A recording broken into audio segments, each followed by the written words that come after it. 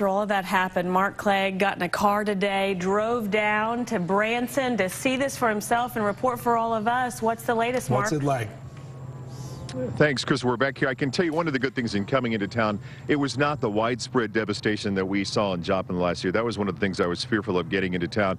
But you can see a lot of damage by this EF2 tornado. Winds about 120 to 130 miles an hour. I'm going to bring in George Waldenberger to explain what that means, because we see these numbers. You know scientifically what that means as we look at the damage. And explain that for us, George. Yeah, absolutely. First off, it's difficult to measure the strength of a tornado because you can't just go up to the tornado and measure the wind. So what the National Weather Service does is they wait until the next day, and then they look at what are called damage indicators. Anything can be a damage indicator, including these trees, which all around us here on Mount Branson, the neighborhood just east of downtown, the trees down all over the place. Now, I want you to look at the tree that is down in front of this house right here, completely uprooted. Now, according to these damage indicators, it would take a wind speed somewhere between 90 and 120 miles per hour to uproot a tree like that. So it's different clues like this that give you ideas as to how strong the winds were within the tornado. And then once that's happened, you can prescribe